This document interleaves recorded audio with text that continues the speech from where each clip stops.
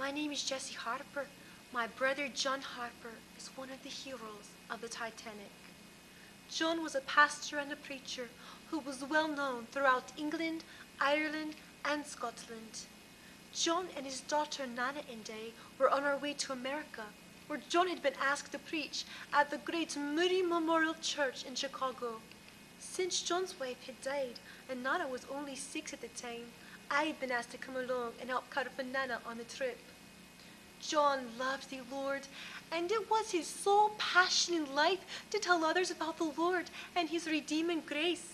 In fact, he often preached to the shipbuilders at Harlan and Wolff in Belfast, Ireland, where they were building the great RMS Titanic. Never did he dream that one day he would be invited to travel on the world's largest, most luxurious ship. We had a lovely time for the first 4 days of the journey.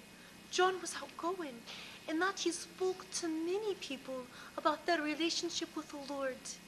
And then, on that cold April night, the unthinkable happened, and the life we knew was about to change forever. John quickly gathered Nana in his arms as he made his way to the upper deck. What was said to be the unsinkable was going under, having collided with a giant iceberg, and in just a little over 2 hours, many would meet their creator. John took Nana to one of the lifeboats, and with tears in his eyes, he kissed her as his grip tightened. Just after he handed her to a sailor on the boat where I was also, above the screams of panic, I heard John cry, "Women and children, and the unsaved first!" Moments before the ship sank, John jumped off into the water and was then seen swimming frantically in the water, leading people to Christ. To one man who was holding on to a piece of wreckage, "Are you saved, men?" he cried. "I can't say that I am.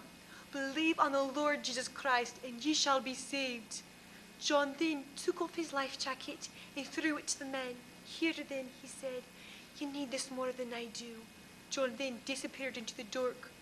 To this man's amazement, the waves again bore John to his side. "Are you saved, man?" he cried. "No," was the young man's reply. "Believe on the Lord Jesus Christ, and ye shall be saved." Shortly after John went under, this man cried out with a loud voice, "Jesus, save me!" And he did. And this man was later rescued, and he lived to tell the story of how he was John Harper's last